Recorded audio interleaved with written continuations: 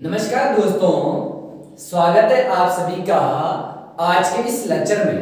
दोस्तों, आज हम जानेंगे भारतीय राज व्यवस्था, इंडियन पॉलिटी के कुछ फीचर या फिर इंडियन पॉलिटी का जो नेचर है, नेचर ऑफ पॉलिटी।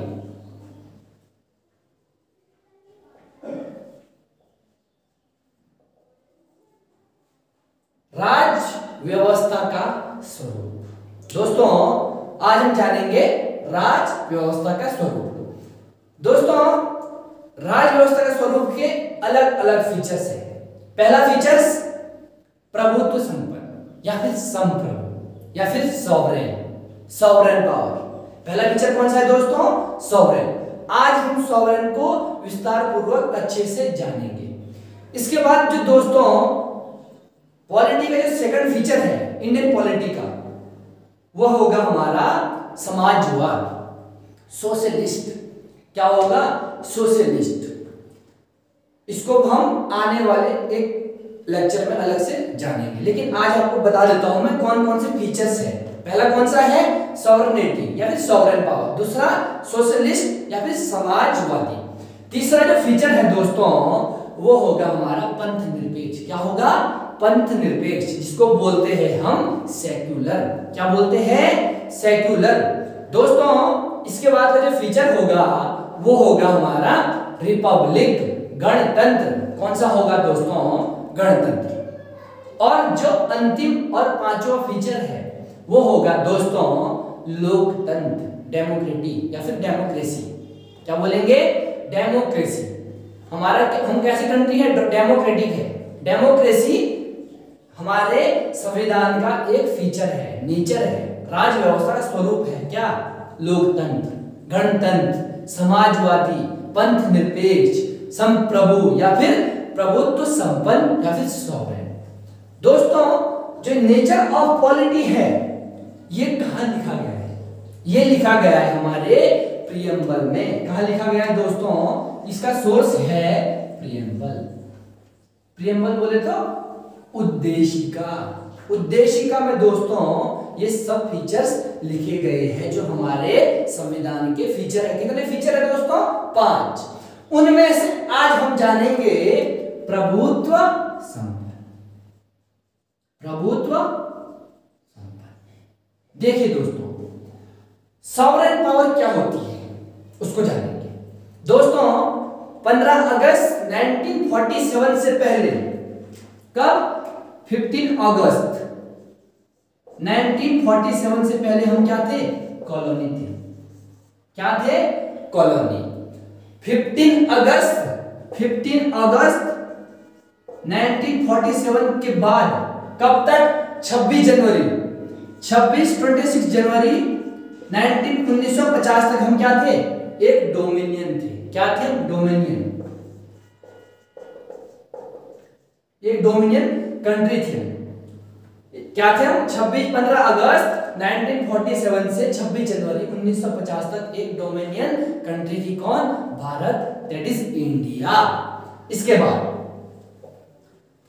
26 जनवरी 1950 के बाद, 26 जनवरी 1950 के बाद क्या बने हम बने सॉवरेन, जिसको बोलते हैं हम संप्रभु या फिर प्रभुत्व संपन्न। सॉवरेन कंट्री कब बने हम? कब बने?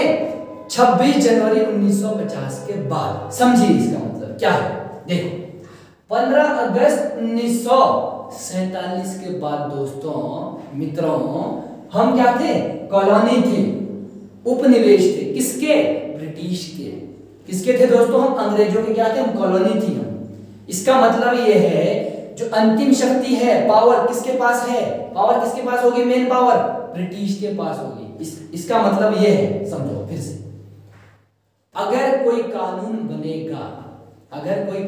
बनेगा तो कौन बनाएगा उस कानून को भारत के लिए? ब्रिटेन। कौन बनाएगा? ब्रिटेन। अगर मान लो कोई हमें लॉ, कोई और हमें कोई विदेश नीति बनानी है, भारत को कोई विदेश नीति बनानी है, तो कौन बनाएगा उसको? 1947 से पहले अंग्रेज बनाएंगे। कौन बनाएंगे? अंग्रेज। उसको क्या बोलते थे हम? कॉलोनी बोलते थे। हम क्या थे? अंग्रेजों की एक कॉलोनी थे, हम अंग्रेजों के उपनिवेश थे। तो उपनिवेश का मतलब जब शक्तियों का सारा सोर्स कहाँ हो, जो हमारा जो पावर का सोर्स कौन था उस टाइम? पावर का सोर्स कौन था? ब्रिटेन था। तो हम क्या थे? कॉलोनी थे। कब? 1947 से पहले। देखिए इसके बाद 15 अगस्त को हम आजाद हुए, लेकिन हमारे पास कोई ऐसा चीज नहीं था कि हम कानून बनाने के लायक हो। हम अपने आप क्या खुद से कानून बनाए और लागू कर सके। 15 अगस्त 1947 के बाद 26 जनवरी 1950 के बीच में हम क्या थे? एक डोमिनियन थे। डोमिनियन कंट्री थी कौन? इंडिया। इसका मतलब समझो। इसका मतलब होगा दोस्तों, जो पावर है, हम आजाद तो हो चुके थे, हम खुल के कुछ भी कर सकते थे, लेकिन अगर हमें कोई विदेश नीति बनानी है, उसका सोर्स कौन होगा? उसका सोर्स होगा ब्रिटेन का जो संविधान है। ब्रिटेन का जो संविधान है उसका सोर्स होगा कौन? जब हमें अगर कोई एक विदेश नीति बनानी है, अगर हमें कोई सा भी कानून बनाना है, कब? 1947 से 1950 के बीच में, 26 जनवरी 1950 के बीच में, हम कहां से सोर्स लेंगे? ब्रिटेन के संविधान को लेंगे। क्यों? क्योंकि हमारा अपना संविधान नहीं था। हमारा जब अपना संविधान नहीं था तो हम क्या कहलाए गए? डोमिनियन। क्या कहलाए गए दोस्तों? डोमिनियन। अब देखो, जैसे ही हमारा संविधान बना, कब बना हमारा संविधान? कब से लागू हुआ? 26 जनवरी 1950 को हम क्या हुए? पूर्णतः आजाद हुए। 26 जनवरी 1950 को दोस्तों हम पूर्णतः आजाद हुए। आप लोगों ने सुना नहीं होगा, लेकिन मैं बता रहा हूं आज आपको कि हम आजाद कब हुए पूर्णतः? 26 जनवरी 1950 को। कैसे? क्योंकि दोस्तों उस दिन से हमारा अपना संविधान था, अपना कॉन्स्टिट्यूशन था। अपना कॉन्स्टिट्यूशन का मतलब कि हमारे जो कानून है अपने आप बनेंगे, खुद हम अपने आप बनाएंगे। सोर्स कौन होगा? इंडिया होगा, खुद भारत के लोग होंगे। उद्देशिका कौन बोलता है? भारत के लोग। जो उद्देशिका का स्रोत है, उद्देशिका का स्रोत कौन है? संविधान का स्रोत हम भारत के लोग है कि नहीं है? तो हम भारत के लोग कब से थे? 26 जनवरी 1950 के बाद हम क्या बने? संप्रभु बने। इसका एक सबसे बड़ा एग्जाम्पल है, हम बोलते हैं कि यार हम राष्ट्रमंडल के सदस्य हैं। हम किसके? राष्ट्रमंडल के सदस्य हैं। लेकिन दोस्तों वो हम पे खुद पे निर्भर करता है।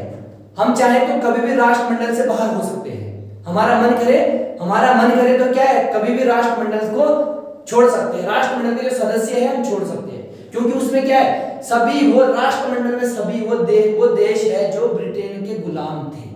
क्या थे? सब ब्रिटेन के गुलाम। अब हम चाहे तो कभी भी क्या है? उसको छोड़ सकते हैं, राष्ट्रमंडल का सदस्यता। देखिए तो, और अगर इसका एक एग्जांपल और है संप्रभु का। हमारा मन कर रहा है हम कोई विदेश नीति बनाते हैं, हमारी विदेश नीति क्या है? खुद पे निर्भर करती है।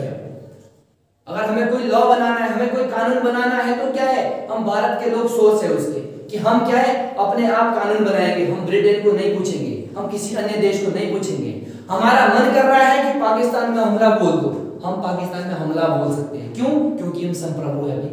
हम क्या है? संप्रभु का मतलब मेरी मर्जी। क्या मतलब? मेरी मर्जी, जो मन करे हम वो कर सकते हैं। संप्रभु का मतलब ये है। धन्यवाद दोस्तों।